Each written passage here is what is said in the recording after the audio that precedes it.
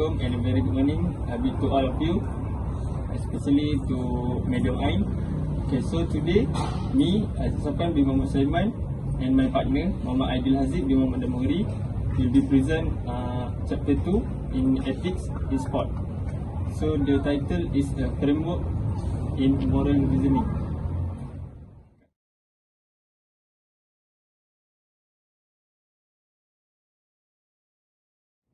What is the moral reasoning? Moral reasoning is the process in which the ethical issues and problems are a benchmark against a moral standard. So this means that the moral judgment is possible to be used.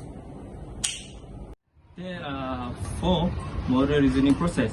Okay, first of all is situation analysis, including ethical or issues problems. Second, reality check. This means that the problems want to be analysis.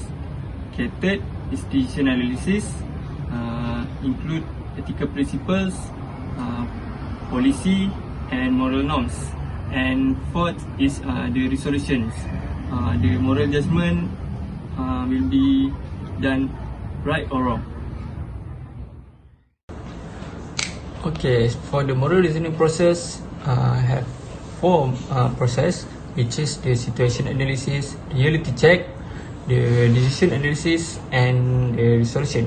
So the example of the moral reasoning process that I will be explain is the violence in sports. So the situation or ethical issues is the violence in sport. So the analysis that need to be checked is the harm that will be done, the injuries and the fighting situation, and the decision analysis is the ethical principle, the policy and moral norms is the against rule of the game, and the resolution is the solving problem is illegal. Okay, for the example of the moral reasoning process I will be given is in football situation. So the example is the star player like Safawi Rashid, Akia Rashid. The star player had just been caught drinking the illegal drink during the week of the state playoffs were beginning. So the problem analysis is the player is breaking the team rules and the law of his itself. So the decision that want to be analysis, the moral norms, and the resolution is immoral, and they will be punished for the what they done.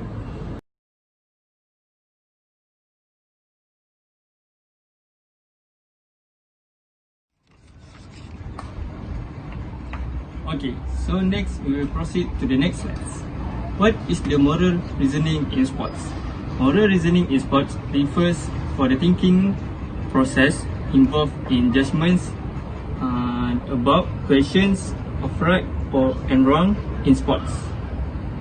For example, like Aidil believes fighting is wrong because it could be caught and be punished.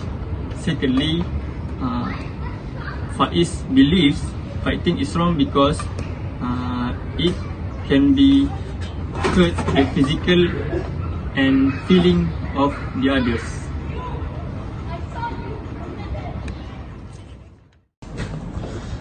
So next, I will talk about the ethical issues in sport. So ethical issues in sport, we want to find the responses. So the responses, in these responses, lying is accepted, or rather the untruth is not considered a lie. The lie or untruth is an acceptable deceit. So the acceptable is because of the purpose of the game is not about gaining an advantage. and most conduct is acceptable as long as the athlete is not calf fragile and the win will be assured. So it is common and acceptable practice of the ethic. So next, however, there is another perspective that is more truthful and based in the deal notion of fair play. This answer will not about gaining an advantage, rather the purpose of playing the game is about skill and respect for the rules.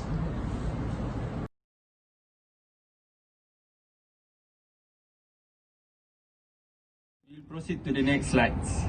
Okay, I will talk in this slide. I will talk about the definitions, ethics, moral, and value. So, what is the meaning of ethics in sports? Okay, ethics in sports is a rules, standard, codes, or principles which provide guidelines for morally right behavior and truthfulness in specific situation. Okay, for example, the police, lawyer, doctor, or the players in sports, in the games, in every sports. Okay, next, the moral. The moral are the social, cultural, and the religious beliefs or values of an individuals or group which tell us what is right or wrong. Okay, for the last is value. Value is something that we think it's very important and worthwhile. Okay, so next is the difference between moral and ethics. So what is the moral and ethics? Okay, so we go one by one. So the moral is in the individualist code of right and wrong. So in sports, for example, in sports, the moral is individualized for the person in each every sports. For the ethics, it is a standardized code of right and wrong. So in sports, ethics means that the rules is universal, common, and be shared to the other peoples. Like the rules can be universal, can used by the all religious persons, nationals in this sport. So as we can see in this slides, attitudes means it need to be to have inside of each of the person, either a sport person or sedentary person. So attitudes connect these three factors, which is ethics, values, and morality. So the morality define our character, adopted code of conduct within an environment, and a set of agreed upon rules for what is right and wrong. So the ethics is relates to the philosophy behind a normal outcome, which is a moral outcome, and it is refers to understanding and adopting moral values within the home or workplace that should be defined. Last but not least is the values. The values tend to be very relativistic.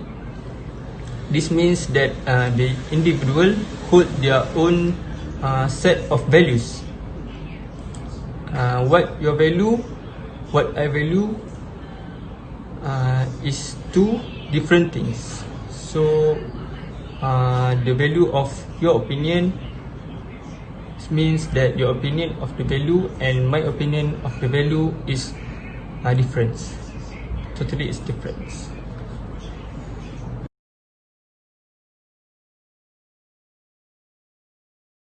Okay, next we will go to the difference between moral values and moral principles. Moral values is we need to practice it in sports and in our daily life because it will make a person become a better human being life. For example, is respect in sports. It needs for the rules and tradition, and for our daily life, respect needs to respect the property and others. Okay, for moral principles, it do not depend on a majority vote, but it said that wrong is still wrong even if everybody is wrong, and right is still right even if nobody is right. Okay, so I've done with my presentation, so I will pass the next presentation to our next presenter, which is Muhammad Adil Haziq.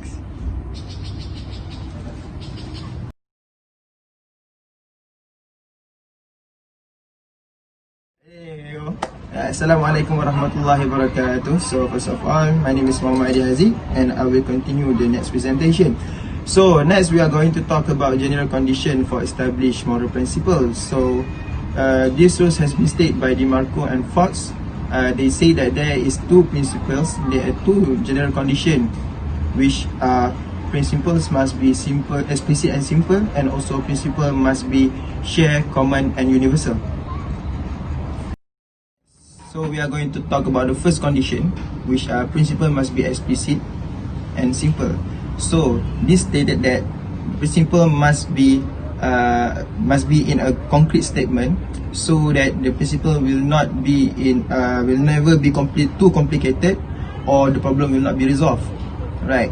So the next second condition is principle must be shared, common and universal. So to establish principles, so the principles must be cited by different societies and cultures in various places, and also the principles must be shared from different religious cultures and basic knowledge of human nature.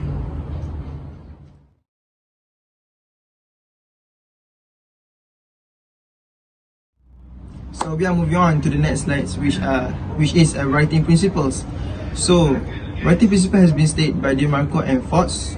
They say that principle must be written in negative rather than positive ways. This is because the negative ways cover all situations and cases and apply to everybody, and the negative ways seems more powerful, seems more concrete than, and it can be understood easily to other people rather than the positive ways.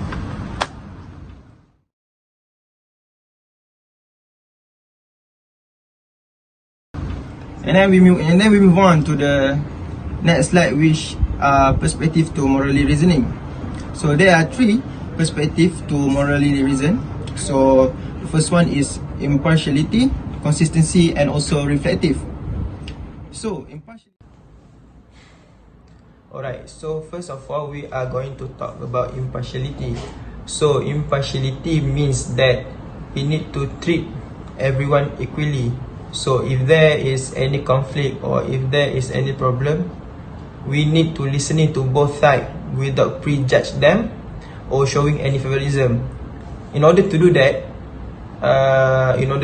we need to considering more than one viewpoint. So basically, we need to hear both sides if there is any argument or if there is any problem, right? So number two, we are going to talk about consistency. So consistency means that we need to be logical and also consistent. So why we need to be consistent and how we need to be consistent? By taking account of past and present decision. So we need to take these two factors in order to be consistent. And also, why we need to be consistent is because we need to avoid contradiction if there is any problem. So we are going to the last perspective, which is reflective. So reflective means that we need to be careful in judgment in all moral and non-moral values. So to do that, we need to use more principle to justify opinion. So when we need to express our opinion, we use principle, we use moral, we state the moral and non-morals to justify our opinion.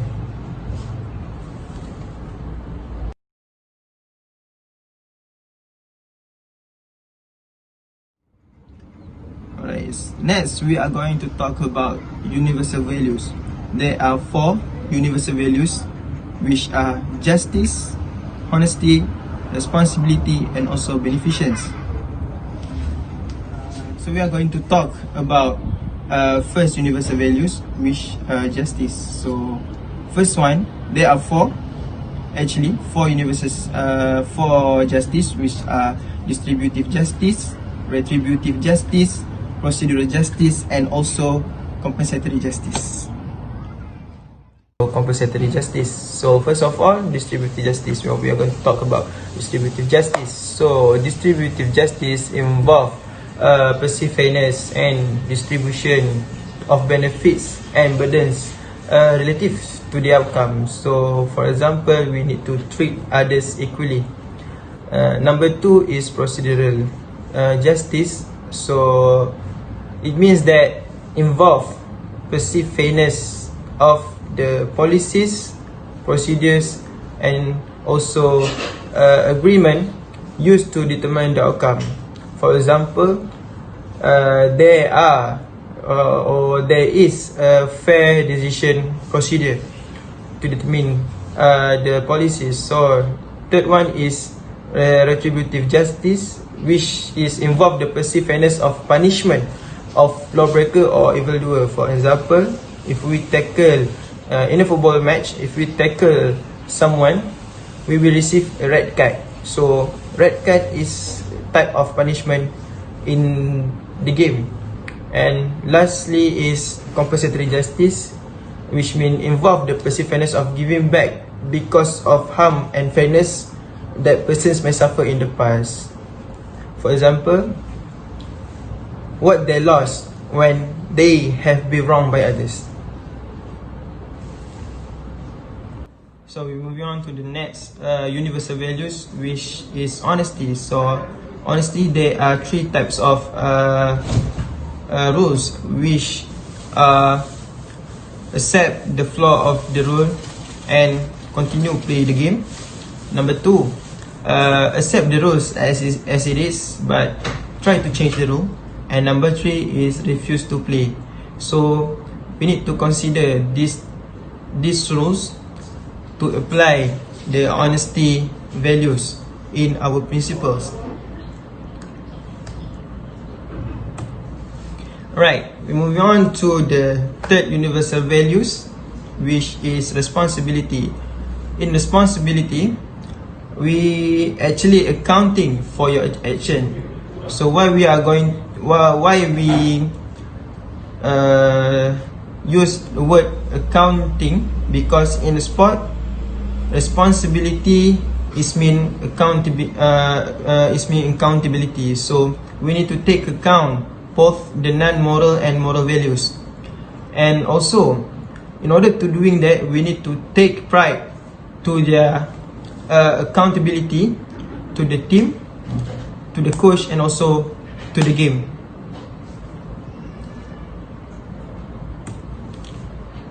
Right. Last but not least, the last universal values is beneficence. So beneficence means there are 4 conditions, which are preventing harm, not doing harm, removing harm, and also doing good. So if we completed all this condition, or we consider of this condition, we can apply the beneficence rules to our policies.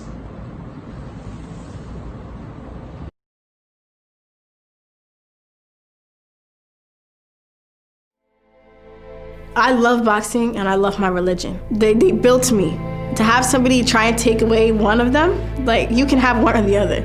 Take your hijab off, or quit boxing. I'm like, this is part of me. Like, what if they told you to shave your head before you get in the ring? Like, you'd be like, no.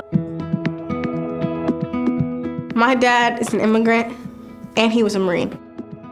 A couple things I learned from my dad: discipline, loyalty, and not giving up. I started boxing when I was 13. My dad took me to a boxing gym, and when you walked in, you could hear the bell ring like ding, ding, ding. People were yelling and sweating and working out. And I was like, this is amazing, I love this. I started watching videos, throw punches like Mike Tyson. Like, this is your jab. My gym is my home. I love working. My coaches, if they teach me something, I'm gonna do it like 1,000 times until I get it perfect. I'm like, let's do this, let's go. I just love it. 2016, I was like, I'm ready to fight. So I went to Florida to the Sugar Burt tournament to fight for the championship belt. And everybody there was super nice. They were like, I hope you do good. Let me know how you do. I'm gonna come watch your fight tomorrow. I was so like, it's finally happening. I was ready. The day I was scheduled to fight, my coaches wrapped my hands. I had my uniform on. I was wearing this. I went to go get my gloves and they were like, no, you gotta take that off. Like the leggings and then the long sleeves. And I was like, no, I can't, because my religion. They were like, no, you can't wear that. And I was like, I'm not taking it off. She was like, take it off or I'm gonna cross your name. I was like, then cross out my name. She crossed off my name. And they gave the belt to my opponent. All this build up and then that's it, it was done. So I'm sitting there next to my mom. I was like on my phone or something. This girl comes up and puts the belt in my lap. She was like, this is yours. I'm like, I want you to have it. We didn't get to do our thing in the ring and that wasn't fair. And I stand with you, I got you. Like, we'll change this rule together. It blew up. Washington Post, ESPN, National Geographic. My name is Amaya Zafar. The girl who gave me the belt, she got the Museal Award for sportsmanship. And I started getting interviews and just trying to get the story out there. I can get this rule changed. Amaya Zafar is not pulling any punches in her fight for her first official bout. April of 2017, my coach called me, are you sitting down? They told me about the rule changing. I was like, can I fight tomorrow? 16-year-old Amaya Zafar will make her ring debut tonight. Then I had my first fight. I was like, this is real. Like, I'm about to get in the ring. And there was cameras. After the second round, my coach said, look outside the ring. And I'm like, huh? Because they always told me, don't look outside the ring. He was like, look to your right. I see my sister, I see my dad, I see all my cousins all crying. And then I fought every month after that. Teenage boxer is trying to fight her way to the highest level of the sport. I just went back to the Sugar Burt tournament. We are here with Amaya Zafar. First of all, congratulations on your victory. You just won. I would love to be in the Olympics. Now, there's nothing holding me back from representing Team USA. I'm boxing. This is it. Like, this is what I'm about to do forever.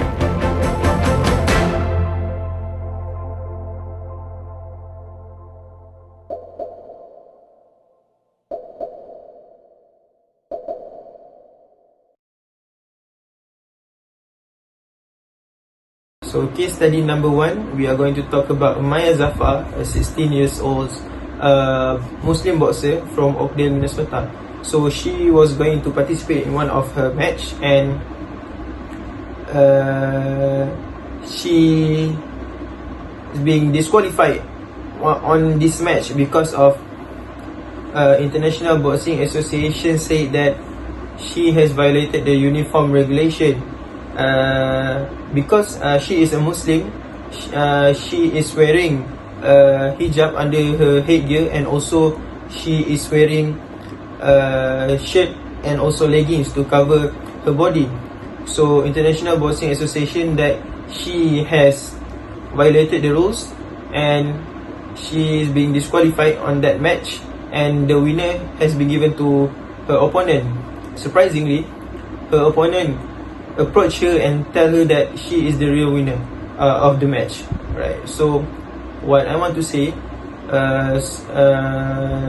International Boxing Association has violated the principles, general condition of principles.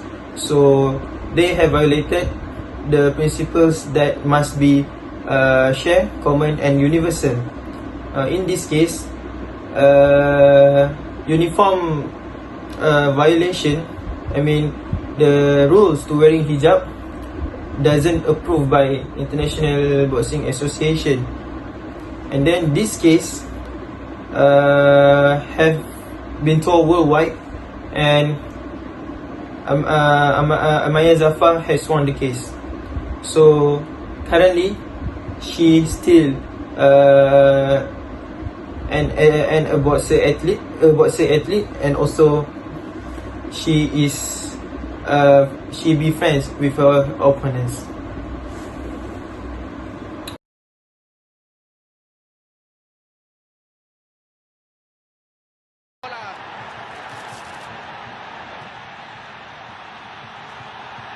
Semakin gagallah dikawal nampaknya perselisihan di antara Zojic dan juga Fida Sayani, campur tangan pemain-pemain yang lain. Kita mengharapkan kesemua pemain dapat menteramkan, dapat mengawal emosi masing-masing. Ya, sudah tentu, dan kita melihat mereka tidak memberhenti, dan di sini adalah tugas pengadil perlawanan yang sedang hanya melihat. Beliau tidak memasuk campur dalam hal ini.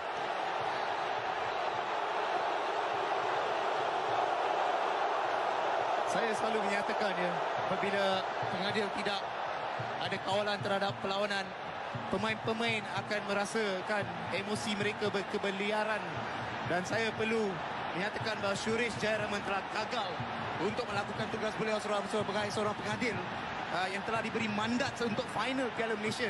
Hilang kawalan kerana litak. Leandro sepatutnya dikenakan kad kuning. Saya baru menyatakan sebelum, pengadil sepatut memberitikan. Kalau anda kembali kepada litak, kita akan menunjukkan challenge litak di mana Leandro telah menerjah kaki litak tanpa mempunyai apa-apa intention untuk memenangi bola. Dan apabila itu berlaku, beliau tidak melihat. Sepatutnya beliau memberikan kelebihan kepada Terengganu apabila bola itu keluar untuk memberikan masa rawatan untuk litak. Ada isyarat layangan kad merah kepada Gilma. Apakah dia dilayangkan kad kuning yang kedua ataupun kad merah? Tetapi isyarat yang pertama seperti tadi, dia melayangkan kad kuning kepada Gilma, dan kemudiannya kad merah dikeluarkan, seolah-olah Gilma menerima layangan kad kuning yang kedua. Tetapi bagaimanakah ingin menjelaskan situasi ini Akmal Rizal yang paling hampir dengan kedudukan itu? Ya, saya bersetuju dengan Stan kerana sejak awal lagi Suresh gagal mengawal permainan, membiarkan terjahan demi terjahan, membiarkan kekasaran tanpa memberhenti perlawanan, dan inilah yang berlaku. Setiap pemain bereaksi kepada beliau dengan tindakan-tindakan sedemikian kerana merasakan beliau tidak mahu menghentikan apa-apa terjahan-terjahan dan kekasaran, dan saya rasa memang Suresh perlu dipertanggungjawabkan dengan apa yang berlaku ketika ini. Dan dalam situasi pertengkaran tadi pun kita lihat banyak tolak-menolak, ada tumbukan, tapi hanya Gilma dan juga Zonzik saja diberikan kad. Saya di manakah sendiri, pembantu pengadil yang melihat di hadapan terjadinya perkara itu? Akmal, saya sendiri melihat Jad Noruddin yang memakai bib bib oren menumbuk Igor Zonic. Benar, memang benar Stan. So saya melihat banyak perkara yang tidak dilihat. Saya tidak pasti bagaimana Gilma dikenakan kad merah. Saya masih tidak pasti patut ataupun tidak. Tapi yang saya pasti, beliau telah hilang kawalan terhadap perlawanan ini. Ya, tapi kalau kita lihat, beliau telah terdahulu memberikan kad kuning. Saya tidak rasa Gilma mendapat kad kuning sebelum ini. Dan saya tidak faham mengapa beliau memberikan kad kuning dan kad merah. Dan jika kita katakan tentang pemain-pemain yang memakai bib, saya rasa ada 3 atau 4 pemain yang telah melari menuju ke pemain-pemain yang berada di atas padang. Okey, kembali kepada permulaan bagaimana ini berlaku.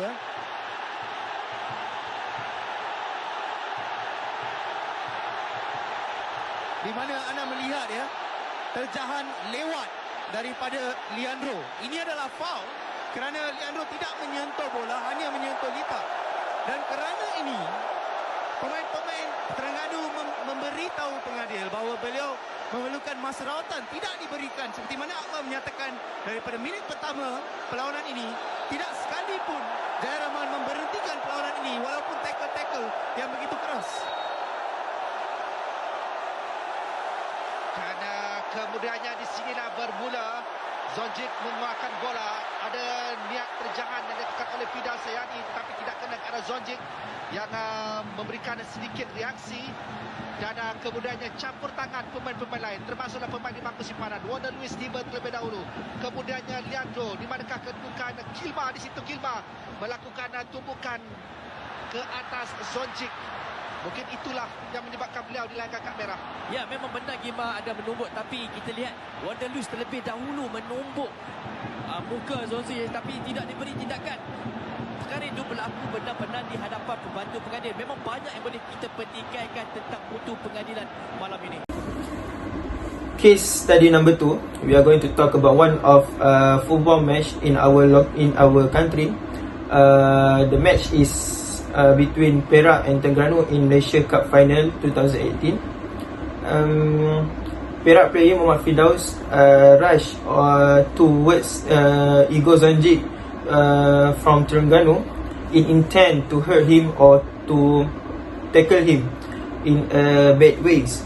So this action caused Igor Zonjic to approach her and the fight start. So in this match, we can see that the principle or the rules of the game is not being followed by all the players. Because of the incidents, all the teammates from Terengganu and Perak have fight, including their coaches. So as you can see that when the principle that have been organized or principle that being structured is not being followed, it will cause the game to run very bad, or we will see that the game will not run so smooth. The game will not run smoothly. So if both of the players, both of Perak and Terengganu players follow the rule, follow the